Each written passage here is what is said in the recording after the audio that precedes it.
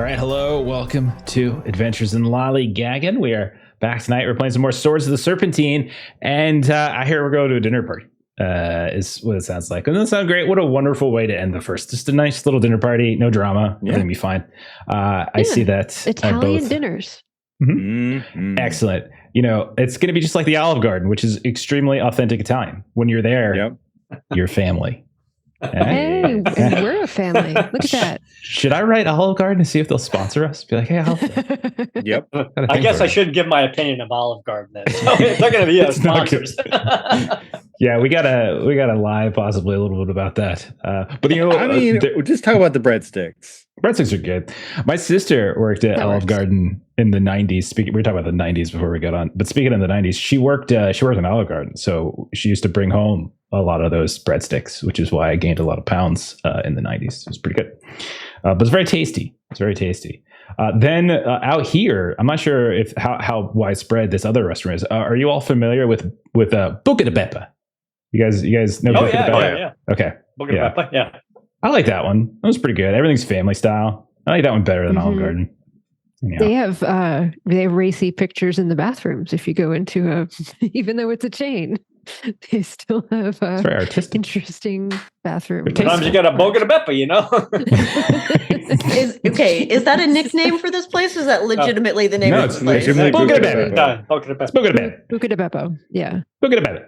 You gotta say it really fast. Buca de Beppa. Buca de Beppa. Oh, Jeremy's internet's going again. Okay. I'm just kidding. Just kidding. All right, so we're near the end of this first arc. A bunch of stuff happened in the last two sessions. Whether we finish up tonight or not, I don't know. But we're very close. We're very close. So why don't we just dive right in? Let's do the recap, and we'll see what you all want to do. Last time around, we started out in the bowels of your undervaults underneath Mainwall Manor. You were facing off against some kind of Hydra-like monstrosity. It had many fox-like heads. It was snapping at everybody in this room, this hidden room, 4, 5, 6 levels below the water line. It tore in two the last of the intruders. It bit Chauncey and infected him with venom. But fortunately, you all were able to escape. Vincent, you were able to use your spectral change. You got your the last of your foxes, Beppe, back into safe custody. Fortuna, you were watching the prisoners. One of the sorcerers open up their eyes, tried to cast a spell, made you relive some kind of painful and embarrassing memory. But before they were able to cast another, you just shoved a rag down their throat, broke some teeth, etc. You left the vault at that point. And you tried to hide the entrances as best you can. Solavita, Chauncey, you went to sort of the library of the house, which is probably not as good as an actual library, but it's not bad. And you were able to look through some of the ledgers and the journals that you had recovered. And then Arkadiy and Vincent and Fortuna, you started interrogating the prisoners because you actually had 2 in an empty wing of the estate. The one that was talkative was a footpad named Polio, gave a bunch of information to you, was like bargaining for his life.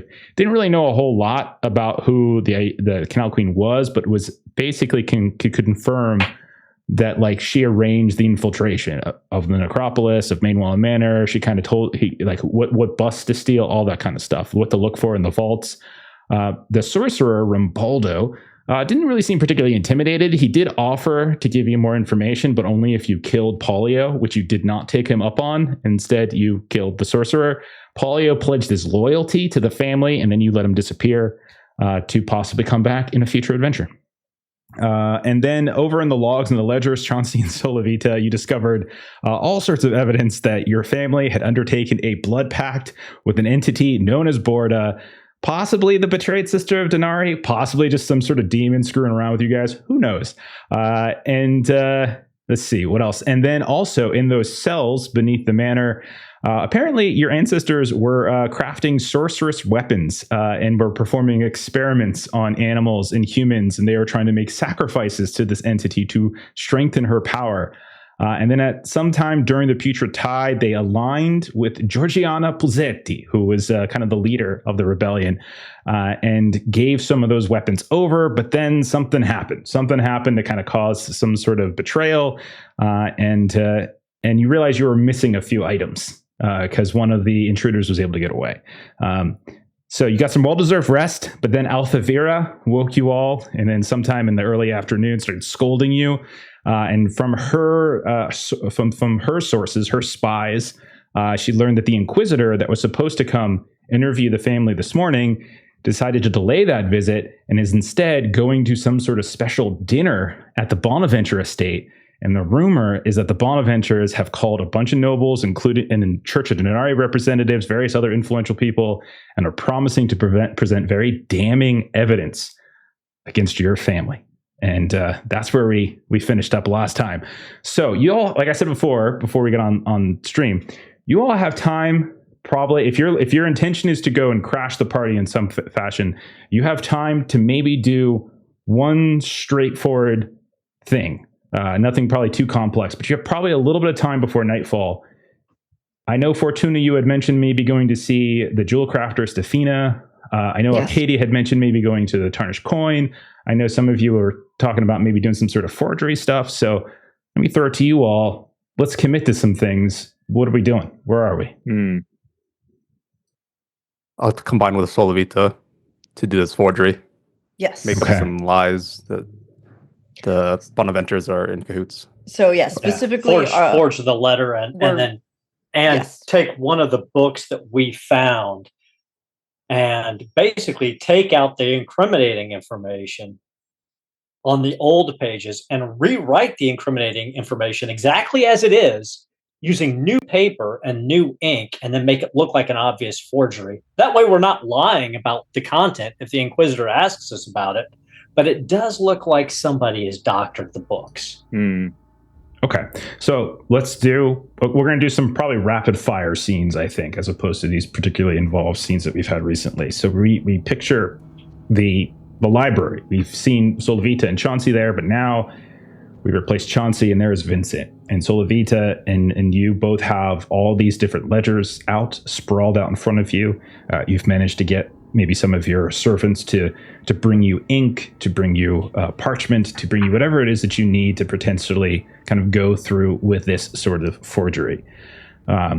So I would say I'm thinking this is probably going to be a spend in felonious intent. If you want to try to kind of create a forgery that would align with what your intentions are. Unless there is something in addition to just sort of like mimicking what you're seeing, or is there something special you're trying to do, Vincent? Oh, no, that sounds good. Okay. Do we have anything with Bonaventure writing in it? Like, have we received a letter that we can pull or anything like that? I'm sure that your library probably has various cease and desist requests, summons to various like maybe criminal cases or some sort of threats to you. Yeah, I'm sure you have plenty of their writing here and there. You probably have writing. The patriarch right now for the Bonaventure family is Vittorio. The heir is Fabrizio. You also know Tommaso. No. So you know some stuff. Tommaso. Yeah. Okay. Bonaventure. I'm going to dig through some of the cease and desist letters. Vincent, wait, before you start writing, this one here. This is Tomas. Let's mimic his a little bit. That's perfect. Okay. And we can you can do this and do the encrypted letter between the Canal Queen and Tommaso, and then if he's there, slip it into his pocket. Okay.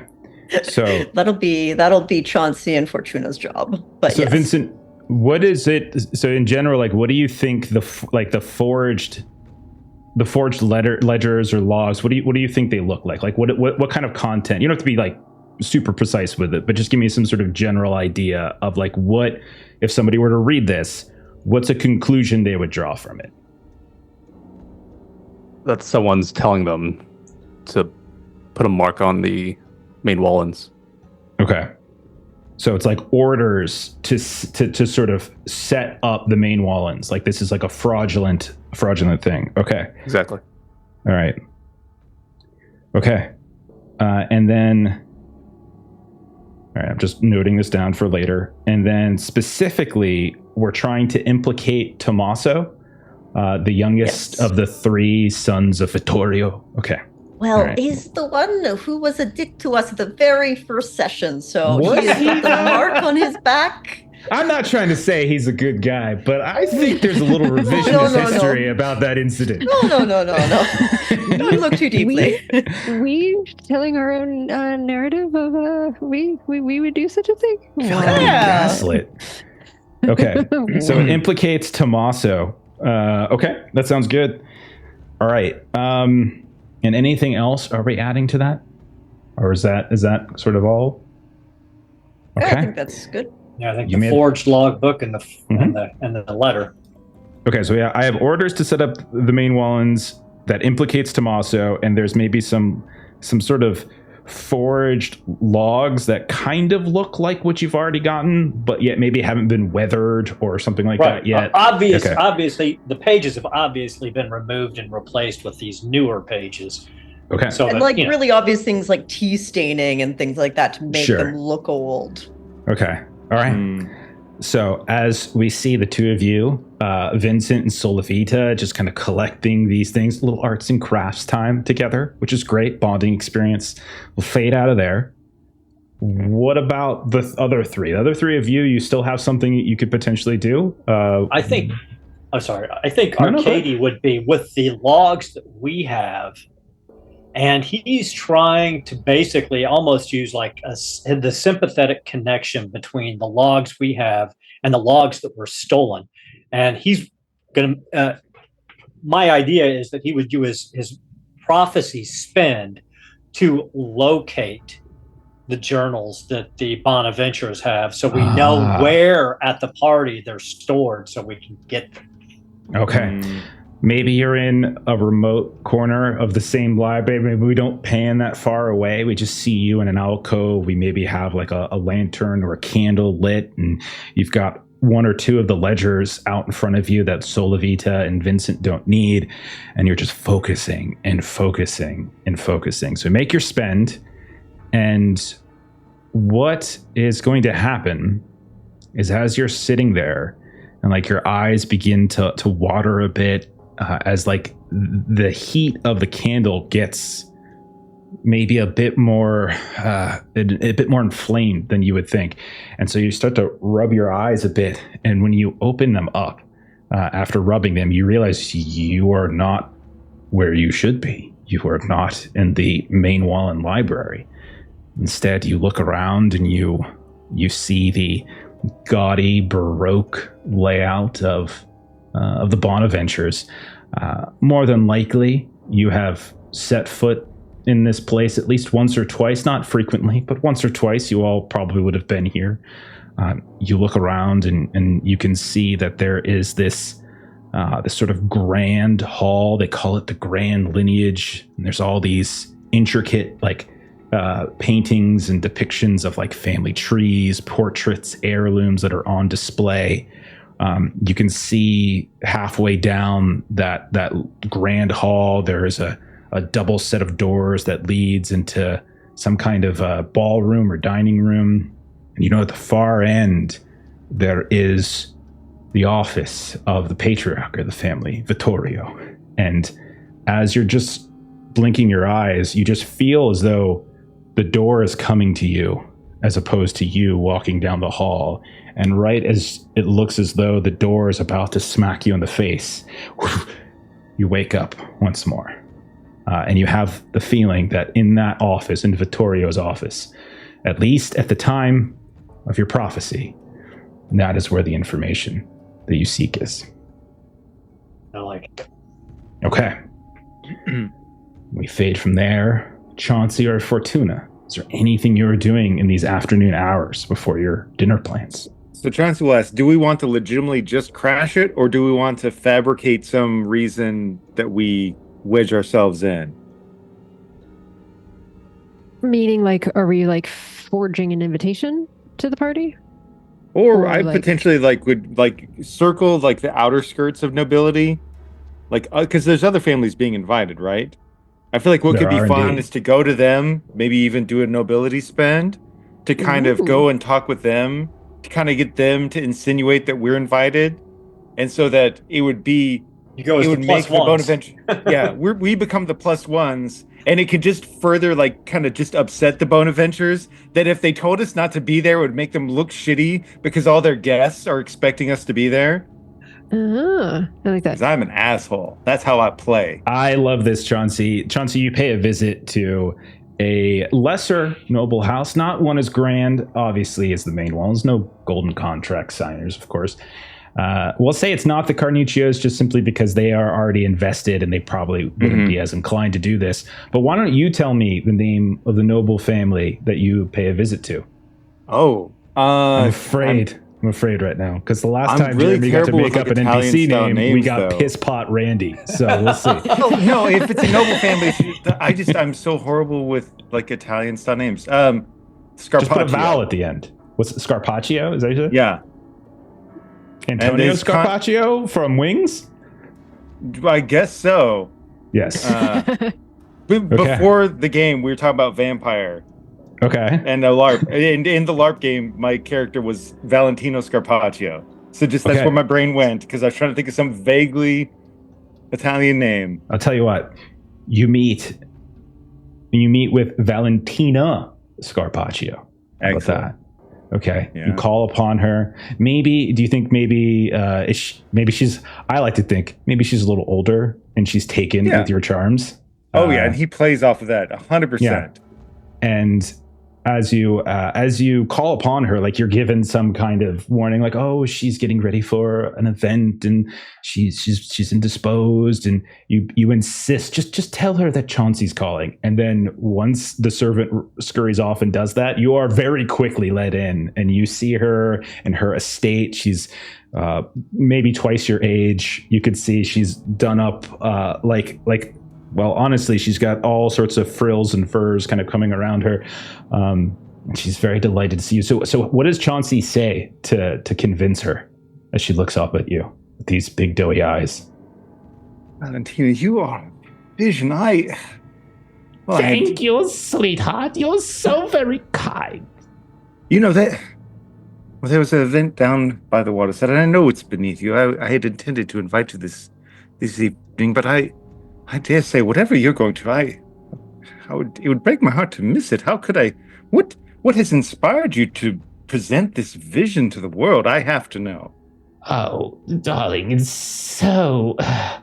sounds so very beneath us both, to be honest. The Bonaventures seem to have called a bit of an affair. They've called upon anyone who is anyone. I'm quite shocked, in fact, that you haven't been. Oh, pardon. I forgot the two of you and your little rivalry, of course, but it's a dinner party. Some scandal they wish to discuss with us. Oh my, that sounds dreadful. Please tell me you're not going alone, are you? That's going to be just the absolute worst. Oh, well, I was just going to take one of my young cousins, but... are you offering something else? Well, obviously it would be scandalous. And they would be talking about it for ages. Will they? But if you felt so inclined, I would love to liven up your evening. And you could see she's like all aflutter. Well, Chauncey, meanwhile, and you have made an old woman's heart aflutter. Oh, of course. Call back on me in 2 hours, and I shall be ready. Yes? I shall be back in 1 hour and 50, I assure you. I am terribly impatient for this. Oh, you are such a flatterer. And we fade out of that. And Chauncey has a date. Chauncey's the +1 with Valentina Scarpaccio. Okay. Love it. And the rest of us, right? Wink, wink. Chauncey is. Well, okay. we've got the foot in the door. Foot is definitely in the door. Foot is definitely in the door. It would be rude at that point when we're already there. Yeah. Fortuna, what would you like to do with your time? So Fortuna wants to go pay a visit to Stefina Verducci, who is the jewel crafter who, according to our cousin, is the one who purchased the dagger that did the deed, as it were. Okay. So you have to hustle, but I'll say that you do. You get all the way across the city. You maybe call in some favors with your guild of architects and canal watchers, maybe to quickly get across. Do you even have city secrets? Maybe. I do have city secrets. Yes. Your city secrets comes in immensely handy because city secrets. One of the things you can do is you can move across the city very quickly, and so you know the fastest of ways to cross. And you make it to the Temple Market District on the far side of the city as kind of close of business day is beginning to occur. You ask around for a jewel crafter. You give the names to Fina, and you are eventually directed to a very nice setup. It's not a actual stationary building, but rather a kind of a pop-up stall. But it's one that seems to be very well crafted. Like you can see, there's all different colorful curtains. There's what looks like shelves that are on display, and you can see she's already kind of packing up her stock. Now, she is. You'd probably put her maybe in her early 50s or so. She doesn't look like an old woman necessarily, but she's certainly not young at the same time. She has like a small young helper, like a little boy with kind of dusty black hair who is kind of helping fold a few things as they're taking things down. But she sees you approaching and she's like, I'm very sorry, madam, but we are closing for the evening. We will be up in business again in the morrow if there's something I can do for you. Yes, of course. My name is Fortuna Mainwallen. Nice to make your acquaintance. Oh, Madam Mainwallen. Yes, I am very well acquainted with your family. And she calls out, and it's like she calls out to the boys, like, "Oh, don't put it away, just not yet. Is there something I could procure for you? Would you like to see my wares? Earrings, perhaps? A necklace? What can I do for you?" Perhaps the first order of business of why I was seeking you out is that my cousin Pelletier seems to have put an item up for resale that it has gotten the family in a little bit of a luster that this particular item was sent out for resale, and I'm hoping that you might be able to let me know who was the purchaser of that. I'm so very sorry. I'm very familiar with your Uncle Pelletier. Was a charming man. Yes, he regularly sends me certain items for resale. Yes, and he says very good things about the business relationship that the two of you have. Oh, yes, he speaks very highly of you. Absolutely. Oh, how wonderful. Yes. Yes, well, we have had a very long and fruitful arrangement that I hope can continue, of course. Absolutely. Absolutely. Yes. What item was this? He gives me so many. He does. He does. And your items sell so very quickly. They're all very lovely, of course. Yes. Thank you. You have a very good eye for taste. Clearly, I can see why Uncle uses you for this. Thank you very, very much. That's very kind. That's very kind. Wow. So it's a dagger, actually. And she'll describe the decorations on the hilt and whatnot. Yes. Oh, yes. I do remember that. Yes, I do. I'm afraid I have sold that some weeks back, I'm afraid of. Yes, you have records, I'm assuming, that you might be able to help us correct this error. Of course, poor Uncle is just beside himself about this. Yes. Well, I keep records, of course, yes, of some purchases. Well, excellent. Very good to hear. I'm sure you're very thorough. Your uncle prefers the sale of your items to not be known. No, to you, though, I would imagine. You would have recollection of such things, though they may not be pen to paper. Well, maybe. And I'm going to want to spend. Okay. What do you want to do here? Something that I am willing to do if it seems like it will help this interaction, because she had offered some wares for purchase. So if it seems as if we hit a bit of a wall and then I wink and I look to a pair of earrings or something that perhaps might jog her memory a little bit, I'm certainly willing to do that. Well, what's the investigative point spend? That's more what from the investigative point spend. Would nobility help me with this? I think we can flavor it as you leveraging your status and maybe making promises, the type of promise that only a noble family could give. So I think we can do that if you want. I could either do that or I could do command. My preference would be to do the nobility, and the relationship that we have and continuing this relationship is in her best interest. Okay. Okay. I think that's perfectly fine. Okay. She said, "Oh, of course.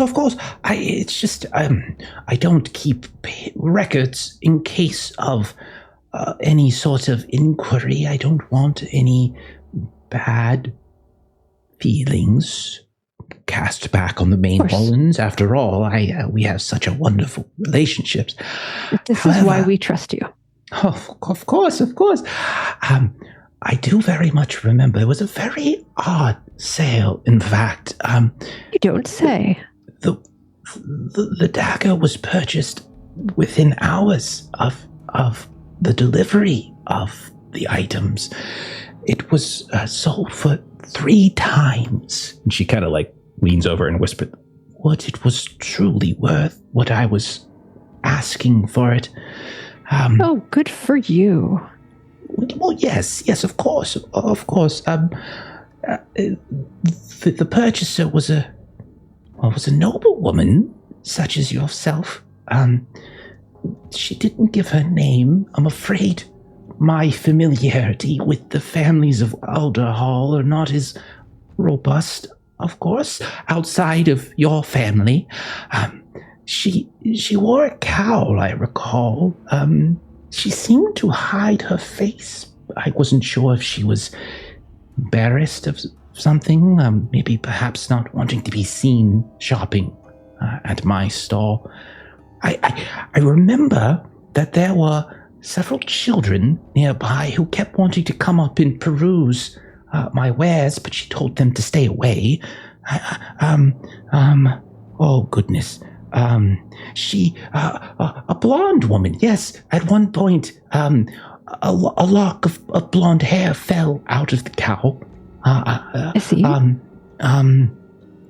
Oh, yes, and the most peculiar thing, her scent, she wore a fragrance, a perfume, smelled of saffron, I think it was. It was very lovely. It lingered in the air for some time after she left. It made for a very pleasant aroma. I see. So a blonde woman smells of saffron with multiple children. Well, yes, I don't know if they were all hers. I just think she was tending to them with some of her servants, of course. I see. So was she my age, younger, older? Well, no, she was she's not your age, not as regal as you, of course. More broad of shoulder, in fact, very a powerful figure, you might say. One with a very, honestly, a very athletic profile. Interesting. So she seemed to come here and know that this was going to be here within mere hours of my uncle selling this to you? Well, I can't speak to her motivations, but I did have the dagger on display, and she saw it and immediately gravitated towards it. I see. She made no attempts at purchasing any of my other very fine items. Honestly, if not for her coin and her dress, I would have thought her, well, not noble at all. But were there any color or insignia or anything that you noticed? Any jewelry? The cowl was a blue, yes. Okay. Insignia, I'm afraid not. No. I see. Well, this has been so very much helpful information. I can see why my uncle enjoys doing business with you. You know what things to attend to and what things not to put down for others to see. Please give your uncle my best regards. He's a very lovely man. Thank you so very much. Indeed, you have a very good rest of your day. And as you walk away, like, you can see her eyes kind of linger and watch you as you actually don't purchase anything, and then off you go. Okay. We'll say all of you then are back in or near. You're in Giulio Hill again, your neighborhood. You're outside of your manor. Chauncey might be the only one in the process of getting ready to leave to go meet Valentina. You guys have a beat here to, if there's anything you're exchanging or any plans that you're doing. We don't have to do like a full plan. We can definitely do it Blades in the Dark style, where we're like kind of, flashback and preparedness and stuff as we go. But do you say anything to each other? Is there anything addition you wanted to do? So I've got my foot in the door. I'm going to be going with Valentina Scarpaccio. Dave, I'm not quite sure how we want to then, like, I've got my foot in the door where the rest of us can, I'm sure the rest, you're all clever people, find a way in there. I'm sure you have some brilliant plan. If at some point, do we want to have a signal for, like, if we want a big distraction? Like, I'll mostly just be an asshole. But, like, should there be something like that there's a signal to know, like, now is the time to really piss somebody off or just, like, set them aside? It's probably a good idea. Oh, yes. Yes, we can perhaps ask you to tell one of your famous stories. And maybe if we ask you to tell a famous story, then that is let's tell the story about, I don't know, Bananas Foster. Yes, sure. Very good. I couldn't help myself. I'm sorry. I have callback. I have divined where the actual journal is that we need to steal. It is in the office of the family patriarch. I believe I can perhaps acquire a Bonaventure guard uniform and sneak onto the property. And I should be able to stealthily get to the office and perhaps make the switch as long as the book is still there. But if that is the case, if that is what we're going to do, I'm going to leave now before the party starts so I can get in before they might move the book. Yes, I think Vincent and I, one of us should, or both, should go with you to help with this endeavor. Our skills tend to lean more towards that anyway. But Vincent, did you want to give Fortuna or Chauncey the letters for the Thomas? Oh, we wrote it for Thomas, by the way, Fortuna. Because he was a dick to us yesterday morning. Oh, yeah, well, fuck Thomas. I forget who he is, but of course. Yes, exactly. Yes, he should exactly. rot in hell.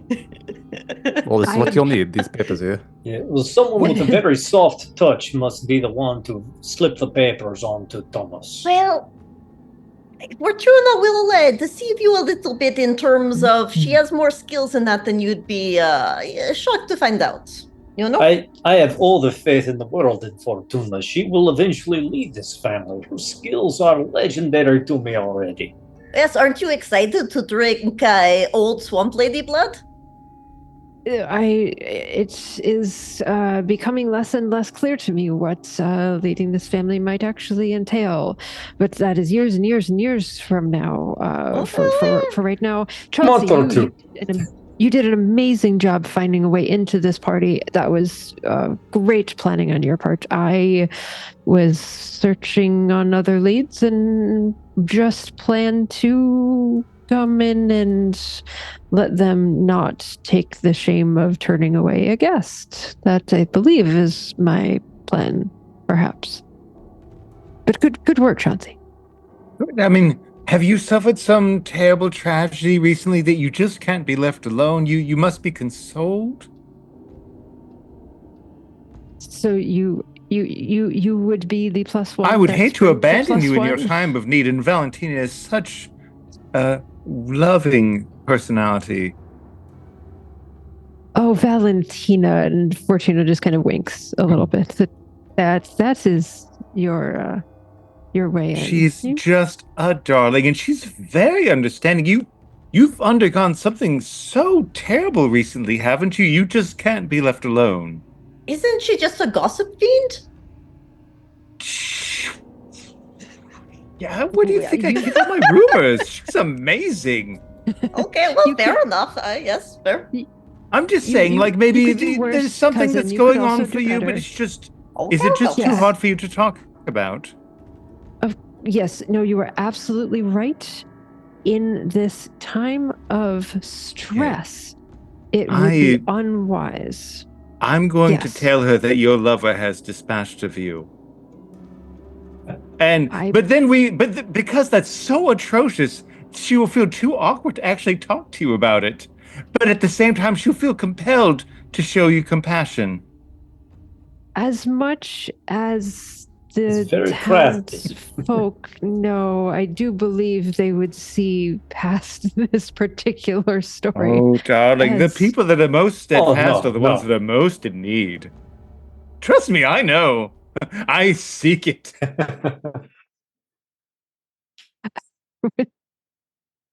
Okay. scrambling to think about Fortuna just lost a lover. Okay. I am Okay. putting this into my... So I'm hearing that Chauncey is going to see if he can get Fortuna in as his Yes. +1 to his +1. Yes. Okay. Arkadiy is going to try to sneak in and take out a guard. Then, Well, I'm going to try to get a guard's uniform and sneak in as a guard. So I want to use preparedness to get a hold of a Bonaventure guard uniform on the way, and then just basically walk in as a guard. where would you be able to, like, it's not the type of thing you would be able to just purchase. No, I was thinking, I mean, he would know about the Bonaventures and know about some of their routines. I mean, yeah, maybe if necessary, take out a guard, but, or on the way, go by one of the homes or hovels of one of the Bonaventure guards. Yeah. See, this is the type of thing that I think would take time and probably should have been like that lead up time. I think at this point, it's more like in terms of the time, it's about like finding one that's doing rounds and like seeing if you can take them. I think that's probably the more realistic. I'll just sneak in then. Okay. So then Vincent and Solavita, where are you headed? Gotta show up at the front door, ask them to let me in. I'm gonna try going to to be sneak in. the +1 to the Arkadiy +1 of to the give me +1. the description of the office so I can also look for it. Okay. I don't wish to die. Okay. All right. Okay. So you don't wish to die. All right. So we'll say then that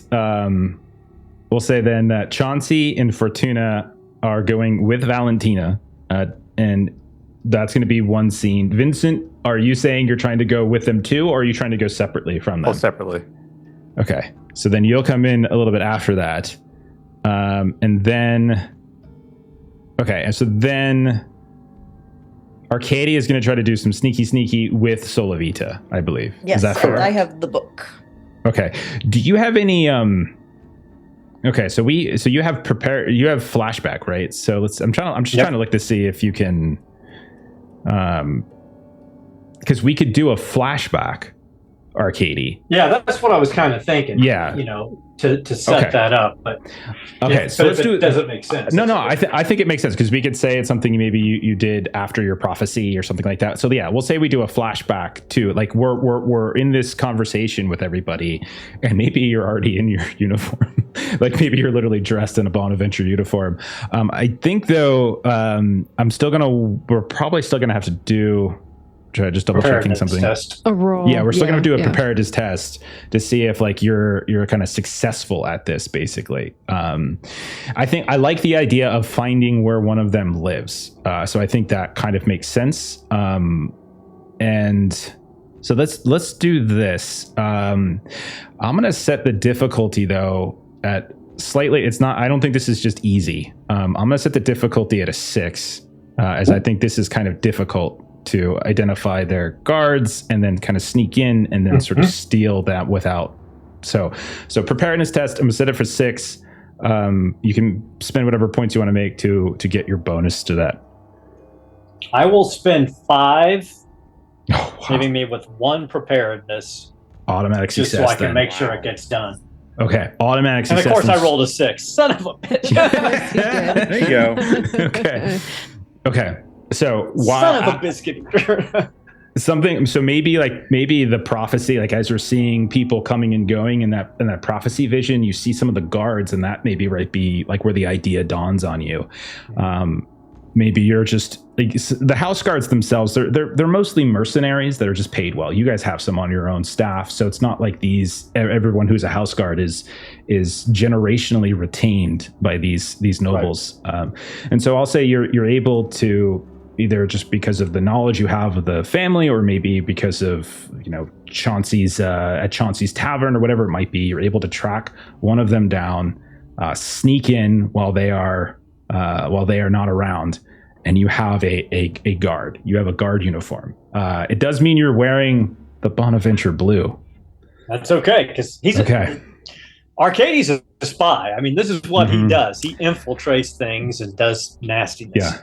You have this sort of kind of a black and white sort of doublet, and you have this beautiful blue flowing cloak, and then you have like this giant sigil of a peacock right on your chest and on your cloak, and that is what you're moving around with as you're in this conversation.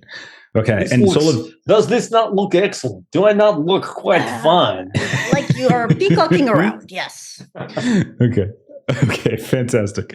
All right, so then let's jump forward then, and let's see how this all plays out. I'm very excited. Let me switch the music up. We cut to maybe an hour later. We are elsewhere in Gilio Hill. The sun has gone down. It is dark out. We can see the entrance to the Bonaventure estate, which, much like your own, is quite old. Quite extravagant. Theirs is less sprawling than yours and is far more organized. You can see it's also a little bit more vertical than yours. They have actually built some extra levels above their first, a little bit more than you have. They have all around the estate grounds are kind of wrought iron fence and brick and such, like, so the whole thing is walled in some fashion. The main gate is right off one of the main roads in Gilio Hill that would lead and weave back towards the necropolis. You pass this on when we did the parades on the first episode, and we can see that there are others that are going up to what looks to be a very well-guarded, well-lit entry point. And there are several guards here, all dressed just like Arkadiy. And you can see that they are stopping guests, and they are examining what looks to be an invitation of some kind. And they are letting people in. You can see that no one's really, like, their servants aren't, like, that no one's bringing servants, like, that's not accompanying them. But usually it's like, there's just like kind of Chauncey was doing, there's a +1 of some kind. You see very recognizable people. So we can see at one point, we can see some of the representatives from the Carnuccio family, including Philippe, who you all got into a fight with yesterday morning. We can see moving in, there's like some of the representatives that are common. You see like this limping middle-aged woman who is kind of short in stature, with very almost like a bowl cut hair, dressed in a city watch, like a watch officer's uniform, with sort of a couple other watch officers going with her. You would know her as Artura Lamasso, like she's kind of the watch officer of Gilio Hill. You can see she gets let inside.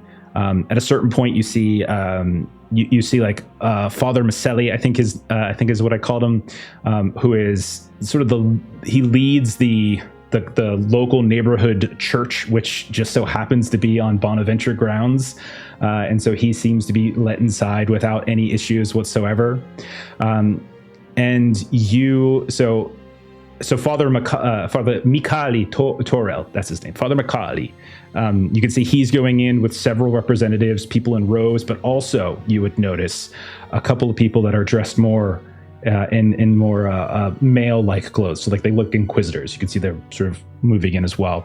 You recognize some nobles of lesser families that seem to be sort of at the back of the line as they're waiting to go inside, and that's where we see Chauncey.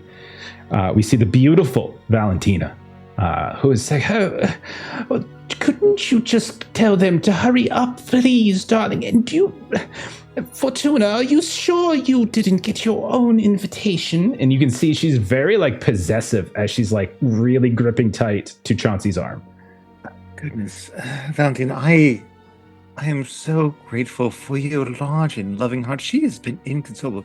You know what a builder she is, and she would never admit to it, but she's had an ongoing affair with one of the servers of the statues, you know. An affair with a servant? Fortuna? Goodness, Valentina, please no. All these heads turn around and look. Please no.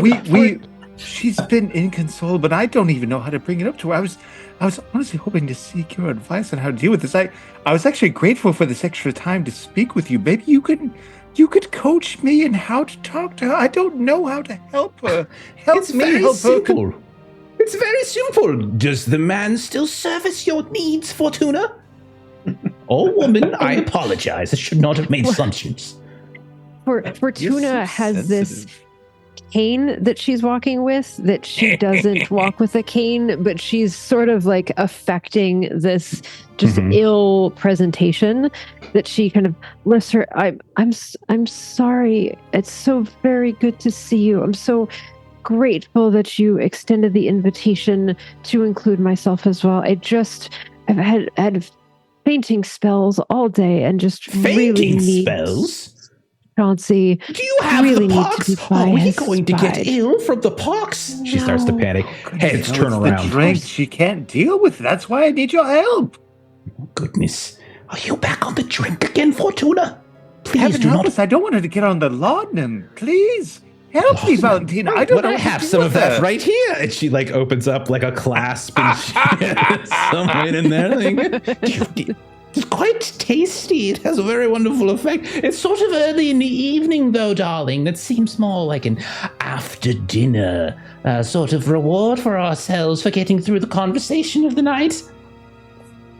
I will seek you as soon as the dessert course has ended. I will thank you again for, and she just sort of like hooks the other arm around Chauncey and just leans on this cane. Thank you, as if it's Chauncey, a foregone conclusion that she's invited. I'll just plant a big kiss on her cheek. Thank you so much for taking the extra time. Oh my goodness. What would I do without you, Valentina? You would fall asleep early and be very bored. That's what you would. So you see a line ahead of us. I see the best evening of my recent history. Oh, you charmer. So this conversation continues, and it's like clockwork. Every 30 seconds, she shouts something derogatory about Fortuna accidentally. Heads turn around, and we continue to move and move and move, and eventually, the three of you hear, "Pardon me, madame. Do you have your invitation, please?" And she produces it, and she's like, "Of course." And she reaches into the class, moves the laudanum bottles to the side, and pulls out like the invitation, hands it over, and he's like, "I'm very begging your pardon, madam, but you have this is a +1, and you have a +2. This is not very good. There's limited seating. You can only have the +1. Do you two have an invitation?" You disparage this wonderful woman's kindness, the warmth of her heart to help this poor old crone desperate in her time of need. Why, if needs be, and you have limited seating, I will stand. I don't care how it looks upon your master's hospitality. If that needs to be what happens, I will But please, don't despair to the good Valentina Scapaccio, who shows such amazing kindness. Oh, no, begging your pardon. No, not trying to... No, nothing. It's just we have strict instructions. You'll see it from the master, from Master Vittorio himself. He says only those with the invitation. Strict numbers, people. Yes. Very sorry. Begging your pardon. Begging your pardon, please. I will gladly stand. You're going to stand here while the two go inside. I simply can't do that. Look at her. Look, she's leaning on the crutch. What do you expect me to do? No. Fortuna would like, if it's possible, I would like to do my one-time 5-4 spend for a nobility, I'm thinking. Oh, okay. Ooh. And I want to try to say some phrase that Vittorio would be known to say that has to do with hospitality and nice. like those kinds of things. Like, now you know very well what is it that Master Vittorio always says.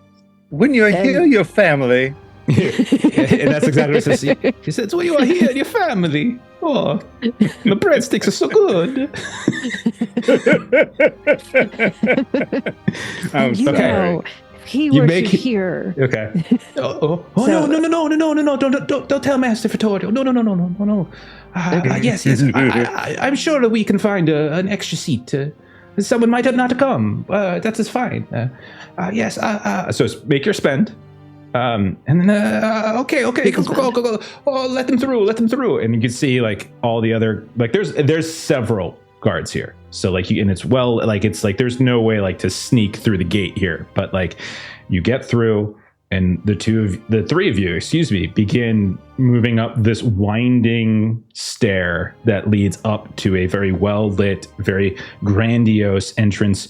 You see moving about in the gardens to the left and to the right of you, and even crossing over the crosswalk, there are peacocks like everywhere. Every now and then you just hear like a shrill and people just jump and kind of look over, and you can see that right over there, like a hedgerow, there is this beautiful plume of a peacock as they all just seem to watch you as you progress upward. Okay, so Well played, cousin Chauncey. Well played. Oh, Fortuna, you inspire me. You're devious. I love you. Valentina, thank you so much. You just inspire me. Of course. The depth of your love and compassion is... Do you think words? Do you think there'll be dancing this evening? If not, we shall. I don't care if there's not scheduled. There will be dancing. Yes. That's why I love you, Chauncey. And then she just kind of hustles up, kind of pulling you. And so the two of you have made it through, and you go through the main entrance into Bonaventure Estate. So Chauncey and Fortuna are in. Shortly after that. You call my friend. And so then we go back to that same spot where Vincent is standing. And he's like, I'm begging your pardon, sir. Invitation only. Yes, I've been invited. Vincent Guy. Vincent Guy, do you have the invitation? No, I don't have the papers. But you said you were invited. Of course, when the Bonaventure's involved, it's inevitable the main wall and show up. Oh, and you see, like, he gets a face. No, no main wallins, no. I'm sorry. Absolutely no main wallins. And you see right behind him as he's saying that 2 main wallins are walking up the stair into the main house. No, we cannot do that. Absolutely not. Beg your pardon. No. Main wallin only by blood. It's I've been abandoned by them for 12 years. You heard? Oh. No. I could call Master Tommaso. He could square this away if you like. And I'll spend like trustworthy points possible to make some sort of lie that he'll believe and let me in. Okay.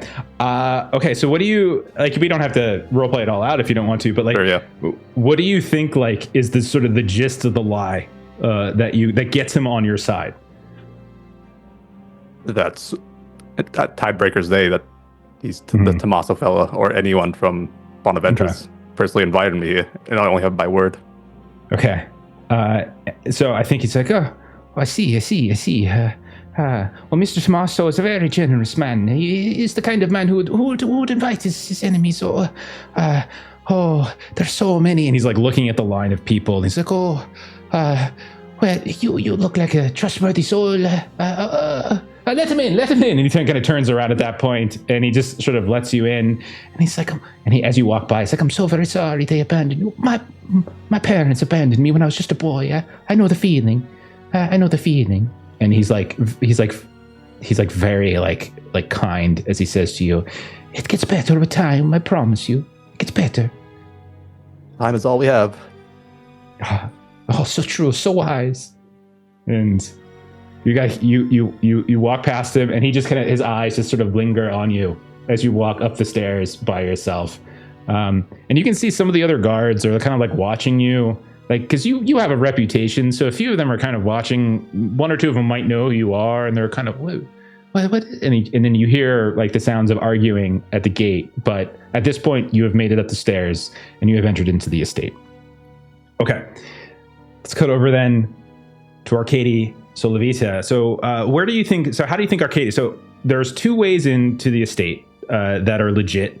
There are two gates. One is the main gate. All of these various people are going into. Then there is like a side gate. There's like servants and stuff that are coming in. It seems it's still guarded. You can see there's still people there, but it's not as heavily guarded. And there's like, it's definitely a servant entrance. There's like maybe 2 house guards that are there, and they're same sort of get up as you. But there are tons that are near the main gate. And then there's obviously the wall that goes all the way around. There's less reputable ways inside. So what do you think the two of you are doing? Arkadiy, if you give me a little bit of a boost, I'll jump over the wall, meet you on the other side. You walk straight in. Excellent. Yes, I will boost you over a wall, then I will go in through a servant's gate, and we will meet on the other side. Sneak up to Vittori's office and make exchange, yeah? Yes, I am ready. I've got I've got the book. Everything is prepared. All right, then. So he looks for dark. He's very vigilant. So he looks for the right place to boost her, and then somewhere out of sight. Toss. You definitely, you can see that there's patrols, but like between like what you're observing and like the long line and staying away from some of the lights where like the like these lanterns are lit. There's a commotion at the gate. They're arguing about something right now. And that's at that time you just help her up and over. I will say, so Lita, as you land, you immediately hear as you turn around, and there is this very large, colorful peacock that is staring at you. And it's starting to like their shrill calls are getting incrementally louder each time. You kind of shift one way, it shifts with you. You shift the other way, it shifts with you. What do you want to do, Silvita? She's gonna.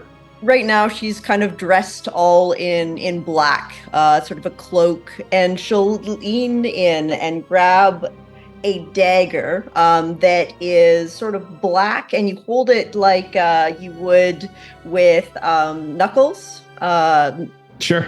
Where it's got the full knuckle set around the grip, and the blade comes out the bottom, and she's just going to try to stealth and just like cut it out and leave it in a bush. Okay. I mean, you're attacking it with a knife, so this is a warfare test. Yep. Okay, so give me that test. I'm going to spend 3.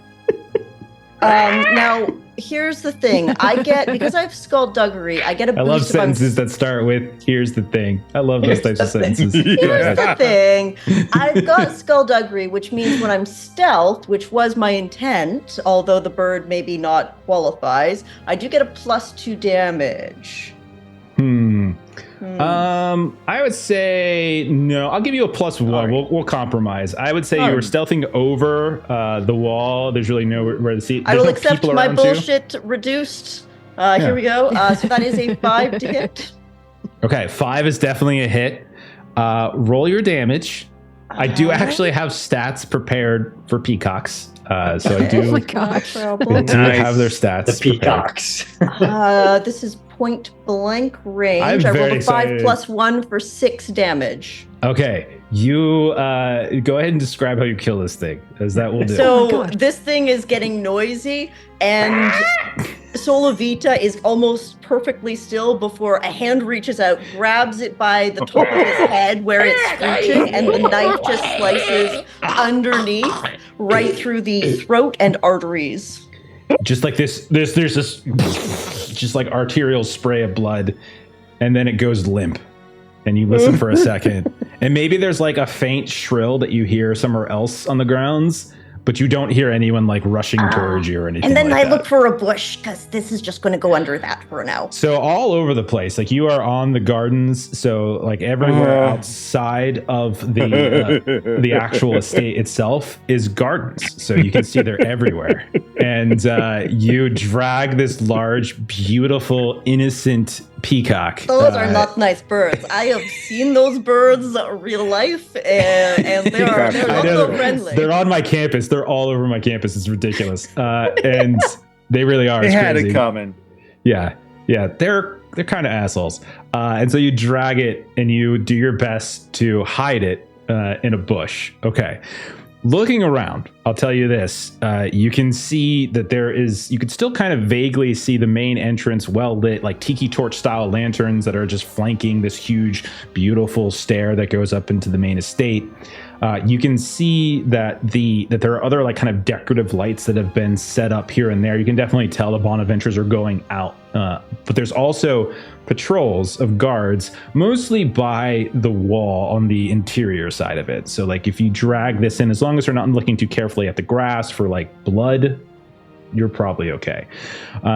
There are a couple other buildings in addition to sort of the main building. You know that there is, and I would give you guys credit for this.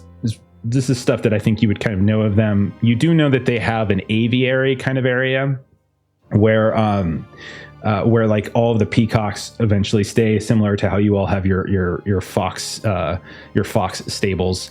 You also know there's like an atrium where they do perfuming. And like they have this beautiful garden, and like they actually it's a very fragrant place. And then there's also the church. So there's a standalone building that is sort of the neighborhood Church of Denari chapter that is on the grounds. And so those are the other buildings that are on here. Okay. So do you just hide in the bushes and wait for Arkadiy, or? Well, I think we're meeting around the servants' entrance, so I'm going to go and stealth towards it until I can see him come in from a distance. Okay. I will need a stealth test from you, as I have alertness modifiers to play with. I'm going to give myself a +3 on this roll. Make sure I do this right. While you all are figuring out the roll stuff, we did have a raid earlier from C+ content, so thank you for that raid. And Jeff, also, so that you know, we've been getting some bits, and you also don't have to tell him that one. Consequences. Okay. An army of peacocks storms Solovita in revenge, and you never see Solovita again. Okay. They have to beat a 6 stealth. Okay, so I'm sorry. I just want to do the stealth alertness stuff. Okay, so I'm just gonna, just as you try to move yourself over in that direction, trying to keep. What'd you roll again? 6. Okay. All right. You are able to get within sight of the servant entrance. You're crouched down in some of these beautiful hedgerows that they have affixed around the grounds. You hear the sounds of servants arguing, and you can see some of them are like there's a door open in the back, probably goes into like the kitchen, storage, warehouse area. You can hear voices from here, things kind of breaking, people moving about, and you can see by the gate that comes into this side, which is now completely out of view of the main entrance. You can see that there's a pair of guards. Arkadiy, you come up. You have your uniform on, and you're just gonna stroll through here. Okay. You step through, and you're, what are you doing here? You're not supposed to be here. You're in the wrong place. Get to your post. What's wrong with you? Oh, Master Tomoso, he says, you need to go up and you need to sit on Master Vittorio's office. So they sent me around this way because there's some kind of thing going on at the front. There's, I think, party crashes, but they want me to go on to his office. So they sent me around. You are going up into the house. Yes. Oh, why not? Why you, not me? I've been here longer. And he's like looking at you. He probably doesn't even really recognizes you, or maybe just recognizes like there's something about the clothes. Like, why you? I've been at this much longer. I should go inside. Tell you, between you and me, Master Tommaso and I, we're close. We're somewhat friends. What? Me and I go way back. Hey, you know. I teach him a little bit of sword play. I take him out sometimes to some of the rougher areas, you know, between you and me. I tell you what. I go up, I do my job, I put in good word for you. Next time, you and me, we take him out together, and you get to eat good with him. I tell you, he puts out the finest spreads. Give me a sway test. But I'm gonna say, or if you're using a or actually, you're probably not going to do a spend, are you? Because it wouldn't be like intimidate or charm. But give me a sway test. But like you make a really interesting argument. So I'm just going to say like just a floating like +2 to this test as you try to convince them. Do you have sway, Arkadiy? I do not have sway. Okay, so this is going to then be. You can. Hang on. Let me take a look at the spends. You can do an investigative point spend to get a +3 bonus. So it's a general ability if it's sway. Yeah, general ability is sway.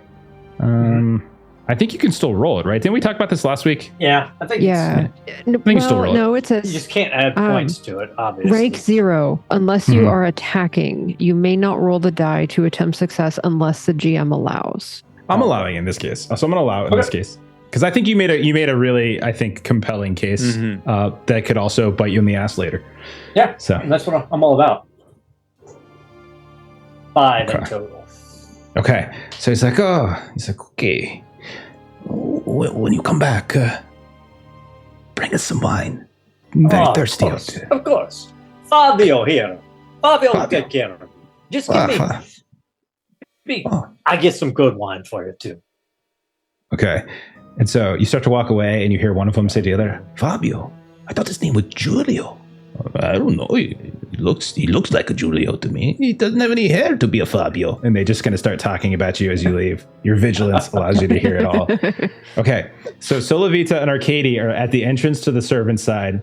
Vincent, Chauncey, and Fortuna have just gone through the main entrance. Chauncey and Fortuna and Vincent, you kind of get let in. You can see this grand opening area. There's this sort of chandelier overhead with all these different candles lit on it. You can see like there's a swirling staircase, marble like kind of sculptures and stuff here and there. And you can see people are being led underneath that grand staircase and down this long, wide hall. And as you start to move down it, the three of you, the description that Arkadiy gave you in terms of his prophecy begins to be very, very clear to you, as you can see that it's very wide. It's almost like a museum gallery in a way. And there are all sorts of like paintings of various Bonaventures that you can see from their lineage. And you can see that there's other heirlooms and stuff that are affixed here and there on small pedestals. There's a door or two that seems to blend in with the walls. So you can tell, like if you look, you can see the seams, but they blend in very nicely. Every now and then you see a servant will pop out of one and will kind of move off in the direction, like down the hall. And then you see everyone is kind of being directed by various servants into this double set of doors. And when you look into it, you can see a grand ballroom where there is like a rectangular or a square layout of banquet tables. Like with one side missing, and like in the middle there's all this space, and you can see there's some people are sitting, some people are standing, talking, drinking, and you see everybody. You see the old man Vittorio. He's sitting dead center. As you walk in, you look up and you see this heavy-set man in his 70s, balding head, slicked back. He's got this mustache. He's got like a wine in it, like a wine goblet in his hand, and he's just sort of like almost looks like he's drifting asleep. And someone kind of nudges him, and he wakes up. You see to his side is Fabrizio, like his heir, the middle son, and you can see that beside him is his wife Juliana, and the other side is like Tommaso himself, and like he's like directing this and that, and you can see he's whispering over, and there's like Artura, the city watch commander. You can see Father Mikali is there as well. He's kind of going around giving introductions, and everybody who comes in does this kind of loop around the interior of the banquet square and saying hello to everyone, and then paying respects to Vittorio. So what do the three of you do? I mean, obviously, the thing to do is to be as passive aggressive as possible. Like the idea of like being like annoyingly positive. I want to like really prop up Valentina as much as possible. Like really talk about how amazing her dress is. Like comparing her fashion choice to the Bonaventura lady here. Like little things here and there. Just because I've got a combination of both nobility and taunt. And really play up how her fashion is like, how dare I say it, but she's really kind of outshining the belle of the ball who should be here. And Valentina is clearly the star. And just really, he's just wanting to like be a dick to get them to notice and be annoyed by our presence and just try and prop Valentina up as much as possible. And meanwhile, Fortuna is exiting, like when they get through, Fortuna is taking the other tack of trying to slide into into the background a bit. So perfect. Like, you read my mind. That's exactly why I'm doing what I'm doing. Chauncey's. To let you kind of slip away while I publicly make myself an ass and annoy them. So Fortuna, when you say you're slipping away, are you staying within this grand ballroom, or are you trying to slip away to elsewhere in this? Okay, perfect. Yeah, no, just staying in the ballroom, just not doing this receiving line stuff. Yeah. And does Fortuna have the letter to plant on Tommaso? Okay. I couldn't remember who had that. Okay. So Fortuna, you just kind of blend in amongst, you see people like kind of raising a glass at you. If they recognize you, you can see an eyebrow raises, like at the fact that you're here, Fortuna. Like Fortuna is probably a well-known member of the Mainwallen family to a degree, like if she's one of the heirs potentially. So I would say Fortuna, there are times in which like you pass by somebody and like they kind of give you a look and like, I'm surprised to see you out here. And like they kind of whisper over and just like, this seems very untoward. Why are you here? This is like, do you understand what is happening tonight? And like people are very often kind of interrupting you, trying to pull you into conversations. Vincent. So as Fortuna is trying to dodge people pulling into her conversations, and Chauncey is trying to just draw attention, what do you do as you're wandering up here? I would follow this line in, and even give us a small bit of respect to the head. Okay. Listen around to see what's happening. So you move through and around. Chauncey, you weren't doing the greeting, right? You were just sort of being loud, right, Chauncey? Yeah, it's mostly about like trying to really prop up. He's trying to give Fortuna a chance to slip away. Okay, so you're just being loud. Just being loud, propping up Valentina. Like, look at the amazing like fashion choice that she's made. And I just really want to know if you're going to go around and actually put your face in front of the faces of the main members of the Bonaventures. It's very much like his intent is both to prop her up as kind of a thank you for her being the +1, and also to just annoy the shit out of the host here. So he very much wants to be seen. If that's the case, as Chauncey and Vincent come around, you greet other people. You greet, Father Mikali. You meet, you greet like Artura, some of the other lesser nobles and stuff. There might even be other Scarpaccios who are there as well, and they're like all like waving at Valentina and pointing to the seats, waiting for her to come back and sit. But when you get in the direction and in the eye line of Fabrizio, who is again like the heir, the equivalent of like Fortuna, Vittorio, who is basically the godfather, and then Tommaso, you can see their faces collectively turn sour.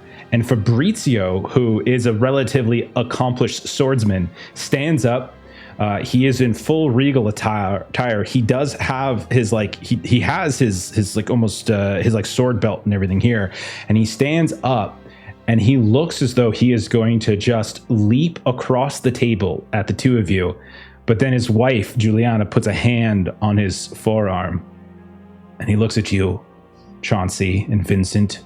You are not supposed to be here. You are not invited. Why are you here? Speak. What? I am here at the behest of this beloved and dearly wonderful woman, Valentina Scarpaccio. Would you besmirch her honor? I beg you to take a moment to think upon your words. I know you to be a better host than this. I know I'm a simple man compared to your beloved bloodline, but please, whatever grievances you have against me. You are. If you think I am going, and then she, like, the wife grabs his arm and she stands up, and then she reaches out. Oh, Valentina, it is such a pleasure to have you. Your dress looks so lovely, and she like just cuts in front of her husband, and just sort of you could tell she tries to diffuse the situation. Meanwhile, his face is turning red. Like absolutely red, looking at you. And you can see, Chauncey, that his eyes are just filled with hatred. And then Vincent, you show up and you hear, what is this doing here? This prison rat. And you can see Vittorio, the patriarch, is kind of calling out now.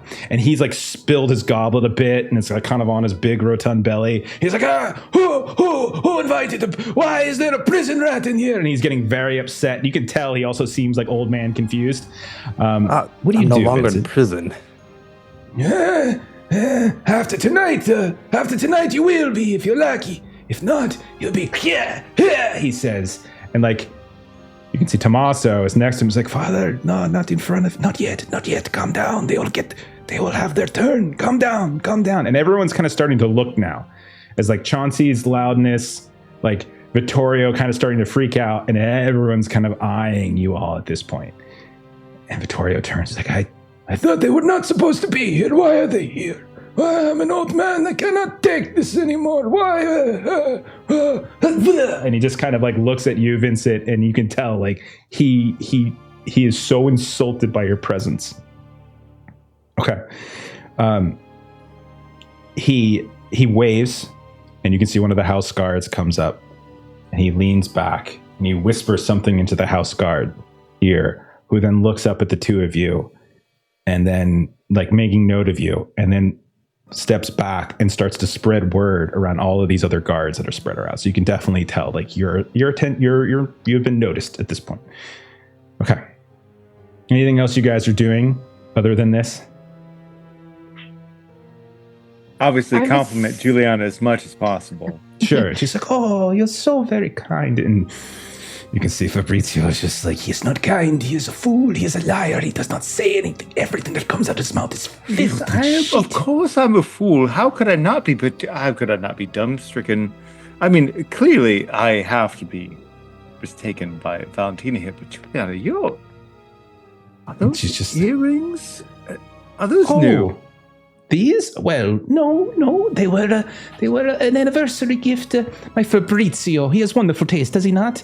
Yes, this is just this year. It's our second anniversary. Aren't they beautiful? Amazing. And thank you so much. You are a vision. Oh, they're not so bad. Fabrizio husband, they're not so bad. Don't ruin the night. And so she's just trying to calm him down, but if she's not here, he probably would have left and stabbed you.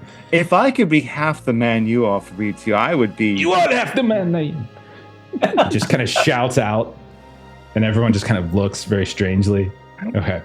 So Fortuna, would you say that there's a lot of commotion going on that Fortuna might be able to take advantage of? All eyes in the room are this situation here. Between Vincent getting yelled at by the patriarch of the family and Chauncey getting into a verbal spat with Fabrizio, for sure. So what are you doing, Fortuna? What Fortuna would like to do, and I will spend everything if I need to. I've got 3 in burglary and 3 in stealth. Okay. But, so one of the spends for burglary is that you can plant small objects on people. So planting this letter on Tommaso would be the goal of Chauncey is made a scene such that Fortuna, and again, I'll spend stuff for, kind of this is going to take the chance of success. I think this is a hefty spend because you would have to go around the table, get up to him without all of these guards that have now just been alerted. So I would say if you make that spend, if you want to invest that for sure, it will be, you will have succeeded. 3 burglary and I'll say if stealth. you spend 3, I'm not going to require a stealth test. I'm just going to say you time it so perfectly that you slip up. And as like Tommaso is like reaching over, and you can see he's kind of blotting his father's belly where he spilled his goblet. And you can see he's kind of standing up. And at that point is when you just very carefully just slide it somewhere into like the back of his pantaloons somewhere, or if like maybe his coat is just hanging free and you slip it inside, and he doesn't even notice. Very much, kind of this like hunched over with the cane kind of a thing that she just sort of like throws the cane over her shoulder and then is like spryly sort of like tiptoeing. If anyone happened to be noticing, she suddenly has this little like burst of energy, pops it in, burst of energy back, and then goes against the wall to sort of like leaning over, facing away, kind of resting on this cane. This is one of those situations where if anyone, not that anyone does, if any of you had servility, this would be perfect for it, because no one would pay attention to you, because like they would think like they don't even look at you. Okay, so true. Fortuna, you make the exchange. At this point, everyone's kind of getting upset, but then order is being restored. People are being asked to return to their seats. The first course is coming out. Everyone, and like so you can see people are kind of maneuvering around. Chauncey, you and Valentina have seats with the Scarpaccios. And then there's kind of this awkward moment where Vincent and Fortuna don't really have anywhere to sit. But Juliana is very quickly like kind of waves over like one of the servants to kind of bring you and kind of just scooch you all in. And you can tell that she is actually very surprised to see Fortuna at that point, as she brings up. She's like, "Oh, Madame Fortuna, I didn't realize you were here. It's a pleasure to meet you. I am Juliana. And she reaches out and like, "Oh, I'm so happy to meet you." And you can tell, like, kiss both cheeks. She does the noble greet. So very nice to meet you, young lady. You just look absolutely lovely on this evening. She's about half your age, yeah. Okay, do you have points in vigilance? I'm trying to remember. I have points in vigilance. I have spent the only point that I had. No. You don't have to spend anything. But do you have points in vigilance, right? You have ranks, I should say. Yes, I do have a rank in vigilance. Unlike everybody else in the family, as she leans over and she kind of does a little kiss with you on either cheek, she has blonde hair. Like, and it's all done up and it's beautiful and it's gorgeous, but she is the only blonde in the array of Bonaventure wives and sisters and mothers. Everybody else is a brunette or a redhead. She's the only one that actually has this beautiful blonde hair. She's gorgeous as well. So I would say, noticing that, she will, kind of like both cheeks, and then she'll sort of pat her on the shoulders as if sort of sizing her up. "Oh, you look just so lovely this evening," and kind of getting a sense if like the body structure could be defined as athletic. Yeah, she does not seem frail as you do that. If she noticed, she makes no sign that she does. But she says very magnanimously, she just says, "Oh, I just hope that you and I could be best of friends, and we can put this family business, this silly rivalry behind. Who knows where it even began? The men. It's always the men, isn't it, with their hot-headedness and their anger.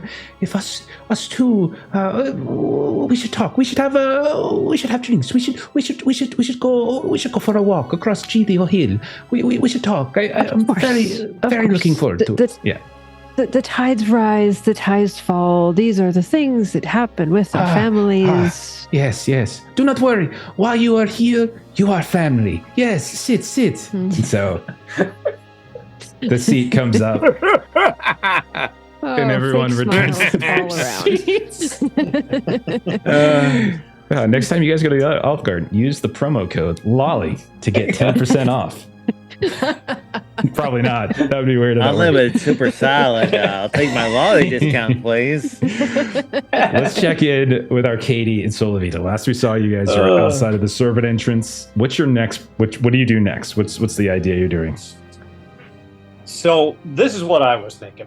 I'm going to thank the audience for giving us so many wonderful bits and take my 5 audience bits, 1 spend for a point of prophecy. Okay. And then what I think you would see is like his eyes rolling back up in his head as he's feeling his way to the office. So I'm using stealth, and I'm going to be using the talent Where'd She Go? And spend that point of prophecy to give both Solavita and myself +3 to our stealth check. And we just sort of disappear from the servants' entrance and sort of appear outside of Vittorio's office, or close to it. Sure. Okay. So you still have to roll. So it's going to be So +3 to the roll. And plus, I'm also going to spend points on it too. But so the other thing is, you guys could piggyback. Well, actually, Solavita, did you have a different plan, or were you going to follow him? Oh, no. I'm happy. I was going to say I was planning on not breaking the stealth that I'd already rolled. I was just going to kind of follow Arkadiy. I don't think I would get the +3 for that. Well, he's using a specific spend. Yeah. Okay. Yeah. Okay. Well, then, because I wasn't going to break stealth. I was just going to follow the one dressed like a guard. I would say, though, I would definitely want a different role between you trying to slip around in the hedges and you trying to literally move through the kitchen in the hall, in the guarded halls. Like, I think those are two different acts. Right. You guys can do, if you guys wanted to do like piggybacking, one PC would take the lead. You make a simple test. You could spend any number of your own pool points, etc. All the other character would have to do is spend 1 point from a relevant pool, and would basically gain the benefit of Arkadiy's action if you wanted to do that. Yeah. Or you guys could just do separate. That's basically like a group stealth. Okay. Piggyback off of my stealth roll. Okay. So then that means, Solavita, you would just need to spend 1 in like skullduggery, probably, I think. Yeah, I only have 1 left in skullduggery, so I will spend that. Perfect. That's okay. My investigative ability. All right, Arkadiy, rip that roll. So I'm going to spend 3 points in stealth. So I'm going to roll this and then add 3 to it is what the roll will end up being. Sure. And I'm rolling for my guards. It's going to be a 10 in total. Okay. So I think this is less about you two not being seen, and it's more you two not being. Yeah, like you don't appear to be. We belong. Sort of out of we look place. like we belong. Right. Yeah. You're a house guard. You're leading what looks like a noble woman through the halls, and so it feels like none of these servants are going to object to this, and that's mostly what you're seeing. Almost as if I had a clipboard. Yeah, and so like they're or a hard hat or a ladder. You're just moving wherever it is you go, and I'll say that so as we see the two of you like weaving through the kitchens, you can see going up this tight stair from the kitchens, kind of like to this sort of like level where they're planning I can't remember the name of it, but where they're planning like to bring the food out, and so you can see they're plating it and getting it all ready. You find yourselves going through this very circuitous series of somewhat tight hallways, and then we see as the main doors of the dining hall close, we see one of those side doors I had described earlier that kind of blend into the wall. We see one of them open up, and Arkadiy and Solavita step out. You look to your right, Arkadiy, and you can see the entrance to this hall from the main entrance to the estate. And there are 2 house guards there, but you can see that they're in that kind of foyer opening, and they don't really seem to be coming down here. Off to your left, you see the very familiar door that goes into Vittorio's office. And there's no one in the hall. You come at the perfect time. Okay. So we hit the door. Yep. So the two of you quickly scurry over. I will, however, say that when you get to the door, it does appear that it has been locked. So I'm going to need something from somebody to open it up. To do it. I've got burglary. I'm going to do a 2 spend on this roll. Yes. All right. I'm just going to do perfect. Burglary would be fantastic. 4. Okay, 4 will do. So you look up. Maybe Arkadiy is keeping an eye out for things. Right as one of those servant doors starts to open, you hear a pop, and the two of you are very quickly able to sneak inside right as the other door opens, and you close it shut just at the last second. You are in a very dark room. There is the only light seems to be coming in from this very large, ornate-looking window. There are torches out on the lawn here and there that are kind of creating this beautiful effect. And so there is some light coming in, but it's still fairly dark. There is a grand wooden lacquered desk that sits in front of that window, and you can see curtains they're open still, and then flanking on either side of that there are these floor to ceiling bookcases. There's also this ornate looking like kind of chase lounge that's set off to the side, and then you can see there's some decoration on some of the walls, like maps and things like that, and like a couple pedestals with different heirlooms and whatnot. And that is what you two see. So this is one of those scenes for clue collection and stuff. You're looking for where you want to place stuff. What investigative abilities are the two of you using to try to explore and find stuff that you need in this scene? I think vigilance would be the most reasonable for Arkadiy, as he's searching for the original journal. Okay. And so, Levita, what do you think? I am just looking between city secrets or forgotten lore, maybe. I don't think city secrets would apply in this case. Or skullduggery. Skullduggery would, for sure. But that's what's it called? I always get skullduggery and burglary confused. Which one's the skullduggery? Is finding leads through dishonest, illegal, or unethical means, where you can learn secret information. Yeah, skullduggery. I just wanted to know. Skullduggery is investigative. I just wanted to know whether it was investigative or general. Okay. Oh, sorry, it's the investigative. With the two of you looking around, you check the desk. The drawers have a lot of pretty benign-looking instruments for writing, which you don't see, and you see like half-written letters and stuff, but as you look at them, they don't appear particularly damning. It's various orders and things like that. You check some of the bookcases themselves. You quickly start going through them. You hear the sounds of voices and people moving in the hall. You know that your time is running thin. And then finally, Solavita, you notice underneath the desk, there is a small little trip latch, and you're able to hit it. And you can see one of the drawers extends even further as you pull it out now. And right behind it, there is like this stack of what looks like those ledgers, matches in sort of aging and in style, some of those logs and things that you all were able to go through. As you go to reach for it, though, Arkadiy, you notice with your vigilance that there are, on the sides of this drawer, etched into it, like almost like burned in, there are what looks to be various protective wards that have been sort of perhaps here to prevent this very thing from happening. They haven't been triggered yet, but you can see them. Dear Solavita, pause there for a second. See the runes on inside of drawer? Yes, you must deal with those before we take the old journals out and put a new one in. Yes, all right. Can I use my knowledge of corruption or sorcery, general sorcery or corruption? Absolutely. Yeah, no, absolutely. Deal with this. So sorcery, I'm going to want a roll. Okay. This one's going to be a difficulty 6.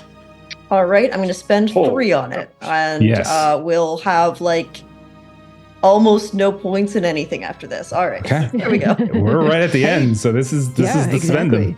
Oh, I got a 5 for a total of 8. You're able to figure out some way to neutralize these. So however, it's like the magic of your I get my little blackthorn dagger out, and I rework some of these. And you're able to reach in and you're able to pull out the whole packet, and you notice that nothing untoward seems to happen as you do. No sounds, no strange feelings, nothing. And you have it in your hands, and you think you've been able to bypass this protective ward. Okay, Arkadiy, take these. I got to get the X. Here we go, and the new book goes in. Now we need to disappear because we can't be caught with these books. Yes. Okay. Now I would argue that city secrets for getting us out of here might be good. Okay. So I still think skullduggery is probably better in this case. Like City Secrets is like you're in a person's house, not necessarily like skullduggery to get out the window quickly. And then once we're over the wall, City Secrets to disappear us. Okay. So you go up to the window and you, with your, I'll say, rolling over your previous investigative abilities, your vigilance, your skullduggery. Again, no roll really necessary here. It takes a little time, but you're able to jury open like the pane. Like this is very much like a stained decorative glass window, but you're able, you can see that the sides of it, like they kind of turn, and you're able to eventually loosen the panes, turn them, and the two of you slide out. Hang on one second. As you fall down like a half a flight, because it's not like a second story, but it's a sort of a raised first floor. You kind of fall down a bit and you thud into the ground and you hear as you look up from where you have fallen, and there are a couple more of these peacocks that seem to be lingering about in the area. There's a lot of them. I'm sorry. Yeah, so it's fair. It's fair. There's so many. I already killed one of these motherfuckers. Okay, but I'll say this: you hop out at a point where you can kind of, you don't see the rest of the city so much as you see probably like the water, like the swamp itself. And if you like kind of were to go left or to the right, you would probably move back around to the front side of the building. You would guess, Solavita, that more than likely there is some sort of stair kind of on the sort of the water retaining wall that might lead down into a canal that you would be mucking it, but you might be able to weave your way through the grime and the muck. Let's muck it. Yep. Let's muck it. Okay. I want athletics tests or just a spend, I would take if you have them. Spend City Secrets. No, this is to get past the flock of peacocks. Oh yeah. I'll for sure do athletics, son. Yeah. Now, could she can Solavita piggyback off my athletics? Absolutely. If she can, do you have any points in athletics, Solavita?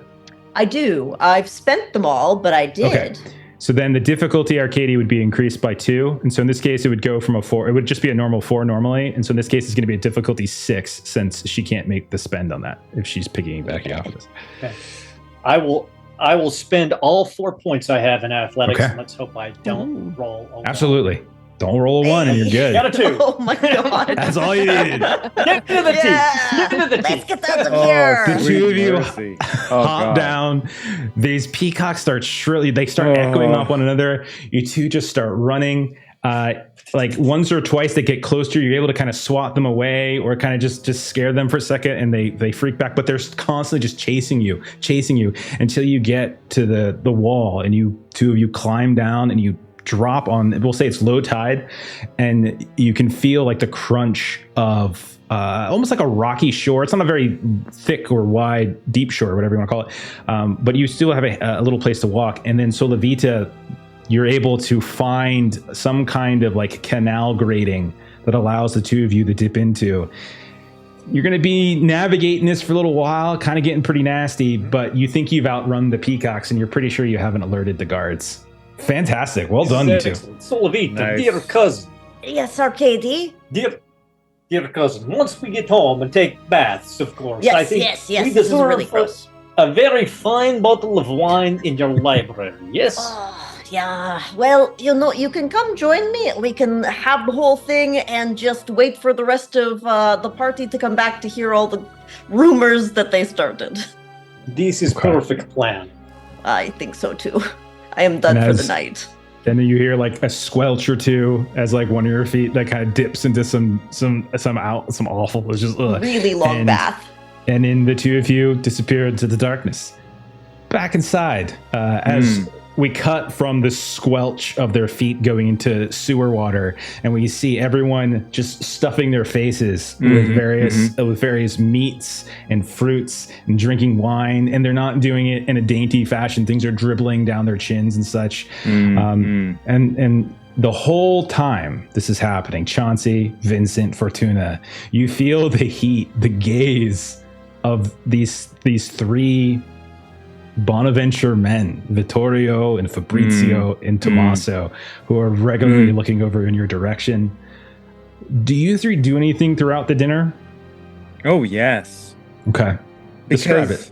I feel like this is a good time for scurrilous rumors because we have the good fortune of like, A, Fortuna has planted some letters. Okay. But B, Juliana has given us like some beneficial half-truth that I can play off of. You know those new earrings that she just got recently for her anniversary? Well, rumor has it that those were obtained from a less than scrupulous sort, and perhaps her husband maybe even is having some sort of relations with said source, and maybe the reason she got such amazing earrings for the anniversary is because of his inappropriate behavior. I would love to make a spend on scrolls. Spend. Yeah. So it's like this ridiculous, like middle school game of telephone where you whisper it into one person and they whisper it into the next. 20 minutes later, you look up and you can see Fabrizio and Juliana are arguing mutedly, and you see she suddenly rips the earrings off and just shoves them into his chest, and he takes them at this point, and he's just and he looks around, and then he sees you, Chauncey, and he knows it was you. He kind of points at you at this point, and he's getting ready to get up once more, but you hear and like Vittorio says something to him that you can't quite hear. I just want to have him as off balance as possible. He's extremely angry. Vincent, anything you're doing throughout the course of dinner? Yeah, trying to speak with the families at the tables, get idea of what's going on here, charm them to reveal their secrets to me, what's happening. I love that. So you're using charm, you say? Yeah. Okay. All right. So some of it's maybe it's the Scarpaccios if you're speaking to them, or maybe you get lucky and you can see that the one of the lesser Carnuccios is willing to talk to you, and they say, "Well, apparently, your family is quite the two-faced betrayers. It seems the Bonaventures claim that they have some sort of evidence that you are." Darling, what was it? What did they say? Demon worshippers. Yes, demon worshippers. Tell me, Mr. Guy, is it? Guy? Guy? More pronounced a guy, yes. Guy, yes. Mr. Guy, is your family in the business of worshipping demons? That sounds ridiculous. Demons. Yes. Well, that's what I said. It seems very foolish, very beneath you. Obviously, your family has many problems, but demon worship, please. It sounds very foolish, but... The men in Wallens, like one of the original contract signers, worship demons. Well, that's what they claim, but as is the way, verification has proven very difficult to come by. Nonetheless, I imagine the Bonaventures are just trying to grind an axe that has been grinding for generations. No, I did not think them to be true, but they offered a free meal and wonderful entertainment. Unless, of course, the main Wallens are demon worshippers, and they would summon their creature here in the halls. But even that could prove entertaining, couldn't it? More reason to show up. Yeah. What happened to your finger there, sir, if I might ask? He's like looking down, like remember like you kind of internalized the corruption a bit, and like maybe you're like it's like on the edge of a goblet. My circulation must be acting up. I'm getting enough blood though there. Well, I've heard that bloodletting is the key to a successful and long life. Do you practice it, sir? I have family members that do. Yes, you let out the humors. Just wait until you feel them leave your body. You'll feel lighter. lighter, and then eventually, well, you might die, but you also could feel better. Either way, the situation has resolved itself, you could say. Amputation seems like another alternative. It's all the rage I hear across the seas. I hear the young people are doing it as a way to repel against their parents. It's a bit... amputation, cutting off limbs. Yes. Aren't they useful? Useful? Well, they're young folk. They're teenagers. No teenager is useful. And he laughs at his own joke. Oh, Vincent Guy. You look very familiar, sir. Were you at the necropolis yesterday? I was. Were you there as well? No, I wasn't. But I heard there was a bit of a commotion. Something about a body or murder or... something or other. There's always something going on in Gideon Hill. It's a very, very fascinating place. Are you here alone? No, I'm with everyone else here. No. Well, no, I meant... Are you unattached, sir? We have a daughter about your age. Let me see. Where is she? Darling, come here, please. And you see there is you see a woman, homely, wandering over in your direction. It's like, yes, please, dear, come here. This is Mr. Vincent Guy. Mr. Vincent Guy. He's of the Vincent Guy, yeah. Join us. Oh, yes. And she's looking at you, and she's like, what's wrong with your finger? It's a bit cold. Do you want to look at it? Okay.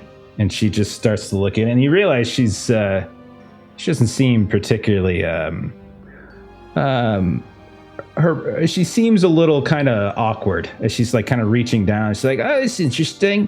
Does that hurt? Does that hurt? Does this hurt? Tell me if it hurts. I'll poke her back. What? Sir, what is wrong with you attacking a lady? How dare you? And he kind of pulls his daughter away. And like, Mr. Gear, no offense. No offense. What kind of gentleman attacks? Wait a second. You're not my daughter. Get away from here. And he just sort of shuffles her a different direction. Okay. Let me refill your wine. Oh, thank you. What's your name again? Vincent. Vincent. Yes. Well met, Vincent. Well met indeed. Let's wait for this charade to continue. Getting very tired. Hope it ends soon. And Fortuna, we're going to check in with you one more time. Is there anything else that you have been doing before something else happens? Yeah, Fortuna is going to do probably a not particularly bright thing, but she wants to kind of, you mentioned that there were some City Watch folk who were here. Yes, Artura Lamasso. She is the City Watch official, kind of the head of this neighborhood. So Fortuna wants to kind of go over to where she is. Miss Lamasso, very good to see you. Hello, Fortuna. Surprised to see you here. I was told that your family was not in attendance. Well, I myself was quite disappointed that we were not able to keep our appointment that we had scheduled for earlier today. New information came to light, and you see her eyes kind of drift in the direction of like Fabrizio and Vittorio. Apparently there is... Well, I'm sorry to say this to you, Miss Fortuna, but your family has apparently suffered a very significant accusation. Demon worship, betrayal of the principles of Eversink, blasphemy against the goddess Denari. These are all very serious charges. Apparently, your generational rivals have evidence, finally. We have yet to see this evidence. You know how Vittorio is with his grand proclamations, of course. Yes, of course. And it's always so unfortunate when instead of making an accusation face-to-face involving the individuals whom are the subject of such blasphemy, to hide it behind an invitation-only event. It's just so very unscrupulous. I'm very glad to be able to hear the things that are being said about our family at the time that they are being said. This is the way it should be. You make a fair point, but this is not a court of law. This is a mere informal gathering with an accusation. So the information the Bonaventures care to give us will be reviewed at length to ensure its veracity, I can assure you. No one shall be arrested this evening until such time that we can review the materials that they care to share with us. Well, that is good news, of course, and I do hate, my good dear, to be predictable, but I have also find it of some urgency to share with you that we may have some suspicion of individuals, and she'll kind of look back to the three gentlemen kind of sitting at the head of the table. We do have our own concerns about I am so surprised. The Bonaventures make a claim against you, and you make the claim against the Bonaventures. As I said, I do hate to be predictable, but this is the evening that we find ourselves in. Yes. As it were. You can tell that she's like very much, I'm getting too old for this shit. And I kind of look to you. Well. Yes, well, I will let you carry on with the evening's business, but if it find it necessary to, look in, and is Tommaso the youngest of the... Yes, he's the youngest. Yeah, so she'll just generally, if you... Santino, who is deceased, Fabrizio, who is the heir, and then Tommaso. Yes, well, in the course of your investigation, you might find yourself digging into the youngest of our host's lovely family. Of course. I will look into it with the fullest extent of the watch officers at my disposal. Rest assured, etc., etc., etc. Oh, I do certainly pity the task that you have ahead of you, but I will leave you to the rest of your evening. Well, thank you. Hopefully this is all just a misunderstanding, as it always is. You hear like the laughter and the conversation suddenly dies down, and there is a ting, ting, ting, ting, ting, ting, ting. And you see like Tommaso is there holding a goblet and tinking it with a silverware, and he's like, excuse me, thank you all for coming. My illustrious father, Mr. Vittorio, you all know him very well. He wishes to speak. And you can see he gets up. Thank you all for coming into our home, for sharing a meal with us. As you know, Bonaventures take very seriously its position here, within Giglio Hill in the greater Older Hall. And we have long been at the forefront of leadership amongst the noble families. When you are here, you are family.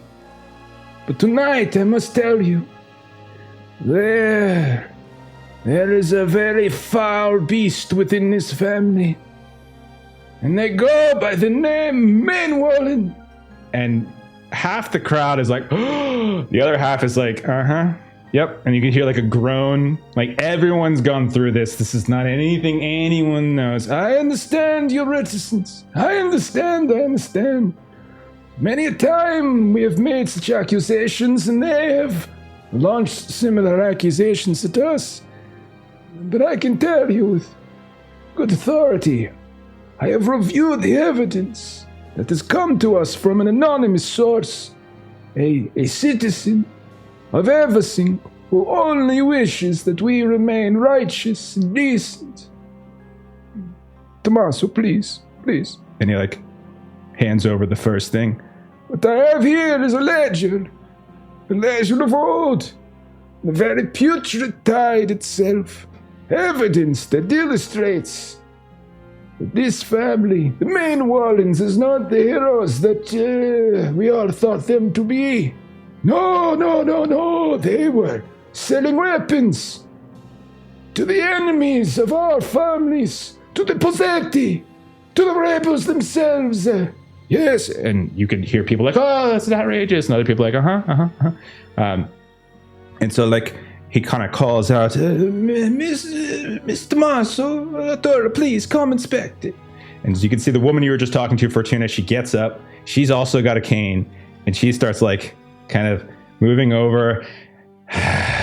She's like, she kind of goes through some sort of formality thing, and then he sets it down on the table. And please make sure you read it for all of us. Take a look at it to tell us. And she starts going through it. And so this is the, so this is specifically like forged logs, right? You guys made some forged logs. So what is it that she starts reading out? Like, what is she describing as like she's doing this? What does she see? So it should, and Aaron, you can correct, but I believe the plan was it should parallel what was in there already. So it looks like they're claiming this thing is accurate, but it's clearly false on false paper kind of thing. Yeah, well, it's new ink and a different handwriting and an obvious forgery. You know, where it looks like obviously pages have been taken out and these new pages put in. Okay. And so she's like reading through it and she's describing what she's seeing, and you can hear there's like gasp and stuff. Everyone's kind of going crazy. Valentina is like gripping you, Chauncey, like, oh, it can't be true. No, not you, Chauncey. Believe them? They are scurrilous knaves. And she's just sort of, do you remember the end of Airplane? When like the pilot's wife is just sort of clinging to the guy? That is exactly what's happening here. She's just clinging. You're like your tunic, your double, whatever it is, kind of getting pulled down. Here, Valentina. Without you, I don't know if I could persevere. It's so embarrassing. And so as Arturo is reading it, and people are yelling, and you can hear people like, the main ones we knew, no, traitors. And like you could tell that those are definitely like people who lie with the bond of interest and stuff. But then Arturo says, one moment. Vittorio, I don't mean to question you. You said you looked at these with your own eyes. Yes, that's right. What do you say? Yes. And you say that these are very old. That they come from the time of the rebellion. Yes. Well, Master Vittorio, I'm afraid I think whoever it is that you hired to appraise these ledgers, you deserve a refund. He's like, what? What do you mean? What do you mean? My son here. And he kind of leeches down like, my son here, he's the best appraisers in all of Giglio here. What are you talking about? He's the... Well, this is this sort of parchment. This has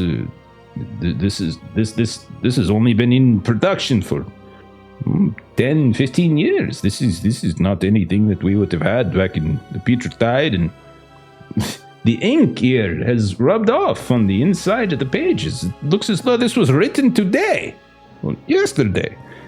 But, Master Vittorio, we have seen many forgeries, and I'm afraid to say this is not a very impressive one. And you can see everyone's like gasping, and like Tommaso is like up, like what could that possibly be? And he's apoplectic. Fabrizio the whole time, Chauncey, is staring at you, and you can see he's like, you can tell that if you get cornered with him, he's gonna kill you. Like he is like you're getting that vibe. Like I hate to say it, but I really want to make a spend of taunt. Okay, right as this hits a peak, I really want to just be like, just like not directly at Tommaso, but clearly to all the people. Like, you see what's going on, don't you? You know that this scurrilous man who doesn't even respect the beloved Juliana. Did you hear what he did to his own wife? And now he's trying to besmirch my family. What a knave. What a horrible, wretched man. I can't believe it. How dare you? What a wretched old man. And to do this all on top of besmirching your own family. I mean, I'm not claiming the Ben Mullins and the Bonaventures are friends, but I would never stoop this low. Spend your taunt. He like people try to hold him back, but right now Vittorio and Artura and Tommaso are like flipping through the ledger, like no, this can't be right. No, this can't be right. No, Tommaso, you idiot! And kind of like smacks him in the back of the head. And so they're not there to hold back Fabrizio, and Giuliano's pissed at him, doesn't care, and so he just hurls himself over top of the table, pulls his sword, and comes running at you. And as he lunges forward and looks like he's about to skewer you with it, there's this sudden whoosh, and you see the blade is parried, and you can see standing up and behind you is Felipe Carnuccio, the man who you fought yesterday. And he looks at Fabrizio. He's like, this is not the behavior. You invite these people to your home and you attack them. Cowardly. We know Chauncey Mainwallen to be a... He looks down at you pityingly. This is Philippe. A interesting sort. But he is no fighter, we know this, and you're going to kill him like some coward. And he's just looking at all. I did not want to believe the rumors. I wanted to believe this was all a misunderstanding. And he kind of calls out to everybody else as he kind of pushes Fabrizio off. This is just yet another one of the Bonaventures' plots to blacken the name of the main ones. This has been a waste of our time, my friends. This has been a waste of all of our times. I, for one, shall waste no more of my own. And he puts the sword back into his, into his scabbard. He looks down at Chauncey and he leans. Thank you. And he says to you, relied upon the kindness of strangers. You're no stranger to me, though. He whispers to you, you should be very careful. Next time, I might not be here, and he will, in fact, kill you. And he kind of steps up and does a bow. And you see the Carnuccio family, they all, the whole contingent starts getting up and walking away. When they start leaving, you can see Father Macaulay, because Mikli, he gets up, and the various inquisitors and stuff are just kind of shaking their heads, and one of them comes over and spends a moment and talks with the watch inspector, and she shows them and talks it over, and they kind of shake their heads and they start leaving. Everyone just starts to file out at this point. And you can tell they're this whole idea of them trying to launch this evidence to you is really failed. But there's one thing left that I wasn't sure how you all wanted to play this. You had placed a little note in Tommaso's pocket, Fortuna.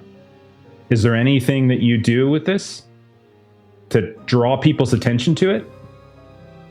I mean, she had kind of subtly mentioned it to the watch commander.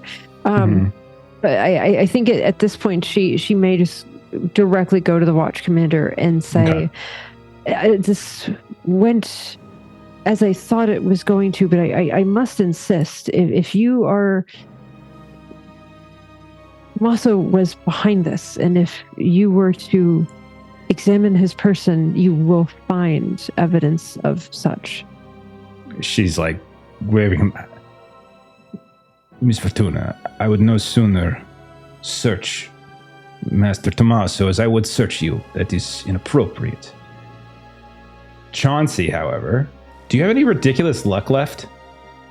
I spent it during the research. That's a shame. I have ranks in it, but no. What? Okay. Have you refunded Did you spend your 5 points? I have not done my once per adventure. You want to use it? Can I do that? There Can we I do go. that? Was it 5? I'm fine with it. It's fun. 5. It's I would fun. love We that. have enough. Thank you, The generous audience gave audience. it to us. Yeah, absolutely. I love you, That's our little Yeah. house rule. Any chance to spend ridiculous luck, I will do it. And Vincent, were you watching this happening, as it were, or are you kind of doing your own thing, Vincent? Oh, I'm in the hall, yeah. I'm seeing everything happen. Okay. Yeah. Okay. I just wanted to throw it to you if you wanted to.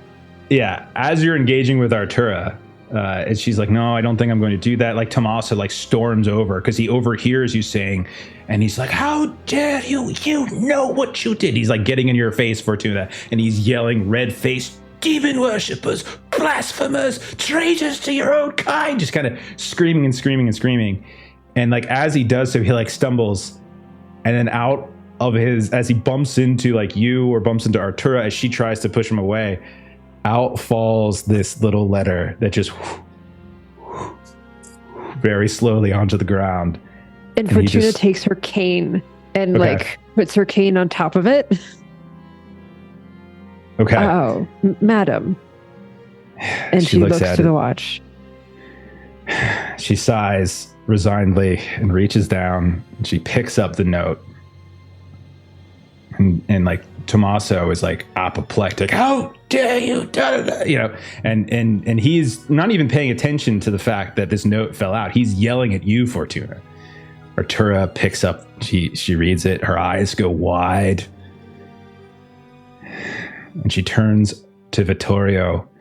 Master Vittorio, I'm afraid the evening is going to go from bad to worse. If I might make a suggestion, formally in this affair, I would like to speak with both you and your youngest son.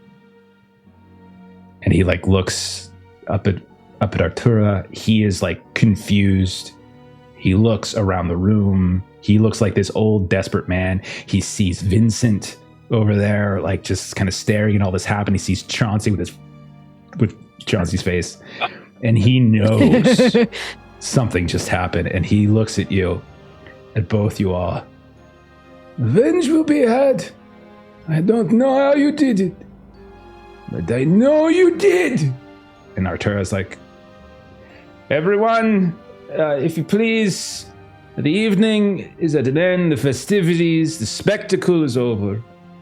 And if you could please all return to your homes for a wonderful rest of your evening. We have business to attend to. And you can see everyone kind of gets up, and whoever's left start filing out of the room, including yourselves, as you're kind of like asked and escorted and kind of nudged to leave.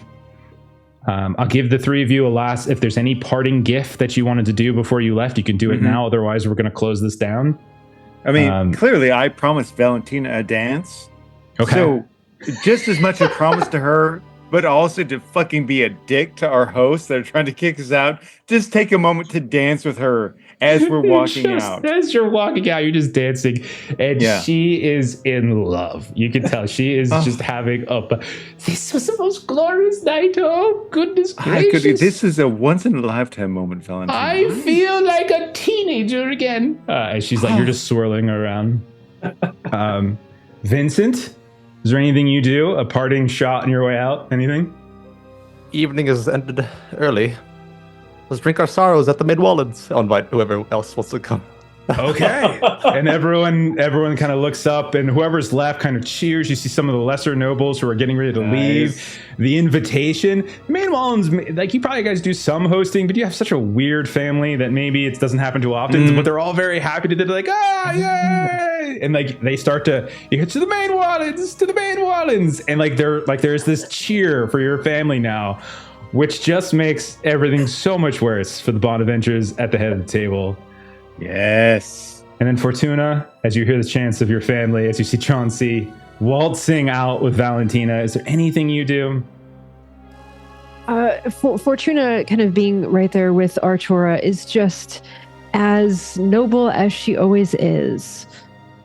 Ma'am, I leave all of this in your very capable hands. I am sure that you will make sense of everything. I do wish you a good evening, and I appreciate your patience with the history and all of these things. But thank you, as always, for the safety and security that you bring to Giglio Hill. She looks at you and she says, "Thank you for your patience. Good evening. We will be in touch if we have further questions." And then we see as Fortuna catches up with Chauncey and Vincent and this group of people who are now leaving, chanting some sort of pirate or sailor song and throwing the main Wallen name into it as everyone's kind of a little bit drunk and tipsy and waltzing through the main hall with all of the Bonaventure stuff, and they're just shouting your name. And we're gonna go ahead, we'll close it down. The last thing maybe we see is all of you returning, Arkadiy and Solovita covered in mud, people suddenly pouring into your home, all the Vera getting upset. Yeah, clearly see if Valentina's up for a night of dancing. Let her be the belle of the ball. And we end with an impromptu party at the main Wallen Manor. Amazing. And that is where our first adventure arc will end. Awesome. When a plan comes together. You guys that was such a good plan. Nice. Such a good job. That was so good. I'm so happy. Goodness. Fantastic. I would like to imagine that when Arkadiy and Solovita are So cleaned fun. up and they're joining all of the drunken people, they're like, "Oh, and what happened next? Oh, and what happened?" So you guys are no. you weren't there to see everything, but you get all of these drunk people telling you how awesome this was. So you Yeah. get So to good. hear. Send word over to goodness. Randy. Get him some more people over. Come over with washboard and a jug. He shows up at 3:00 in the morning with a bunch of White Castle. Oh my Yes. God. Brought it back. I brought it back. I brought our pre-stream Yes. convo back. There we Yes. go. Okay. Okay. Well, that is the end of Arc 1 of Adventure 1 of our Swords of the Serpentine campaign. We're going to do some more, I think, unless everyone hates it. We'll see. But yeah, that's the plan. Love You it. guys are going to get some adventure points to spend, some wealth to spend to figure out how you want to do. I'm also going to give you guys an opportunity with a little lemon law to maybe redistribute a couple points so that we see how the game plays and maybe there's something more that you might want to do. And you all are going to get you have made 2 enemies, unfortunately, throughout this. One will go into the Thieves Guild, as the Canal Queen has their plans have been thwarted. And one will go into, obviously, Ancient Nobility as you do the thing with Bonaventures. So, yeah. No. Do the thing. I know, right? What? Shocked. So, that'll be Shocked. that. So shocked. Shocked. Yes. Okay. So that is it. That is it for us. We'll be back in 2 weeks. We're not here next week, but we're going to be starting back up with a new adventure in a couple weeks. But before we do all those plugs, let's go ahead and toss it around to get a couple things out, and then we'll get out of here. So, Aaron, start with you. What you got going on over at the Garblag Games channel? So yeah, check us out next week on Garblag Games YouTube channel. On Tuesday at 3 p.m. Eastern Standard Time, Pete should be back in the chair with some more Electric State. Then on Wednesday at 4 p.m. Eastern Standard Time, Stu will be taking a group of young judges through the Sector House 13 of Mega City 1 and Judge Dredd. And then on Thursday, Lewis will be continuing his One Ring show, The Forging of Small Dunes. Awesome. Okay. Let's see. Let's just go through what we got going next. Actually, no, before I do that, our good buddy Steven has made a game. It is called Huckleberry. It is a Western horror game, cinematic in style. An update dropped earlier this week with a brand new adventure written by this guy. Standalone, fun stuff. It's up on DriveThru right now. So there's a couple of adventures out there. There's Divine Comedy, which Steven put together, which we ran on the channel a couple months back, and there's one I just wrote too. So you got stuff to play, and there's more coming down the pike pretty soon. So definitely check out HuckleberryRPG.com, or just go look for it on DriveThru RPG. Buy it, play it. It's fun. Our next games tomorrow night, Aaron will be in this seat, and he will be running us through, a bunch of us anyway, most of us here, through some Dragonbane. Then Saturday we're off. Monday we're back to Elderscape. Tuesday, Kipser, we just started up a game. You want to tell us a little bit about it? We have a group of princesses that have just entered the Tanglewood Forest on their way to the village of Deer Hollow, and the air is turning thick with syrup in the day and filling their lungs, and hopefully they got to figure out what's going on before they die. And Awesome. we are pretty princesses. Very pretty. Yeah. Yeah. Erin's basically a scarecrow, and Yes. I have some sort of skin disease. It's great. It's fantastic. It's really fun. I play the beholder. It's all about But, we're pretty on the inside. On the inside. Yeah. You are courageous, brave princesses on the inside. Okay, and then that'll be that. Like I said, no Serpentine next Thursday, but we'll be back in a couple weeks. We are going to go ahead and we're going to raid Blackwater D&D. They're playing Triangle Agency, which has been on my radar for a while, so I'm kind of curious. So follow the raid. Thanks for hanging out, everybody. Thanks. Was it C+ Content, I believe, was our raid earlier in this evening. Thank you so much. If you haven't followed them, the hype. Yeah. That's it. Have a great rest of your night. We'll see y'all later. Follow the raid. Good night. Bye-bye. Bye-bye. Arrivederci.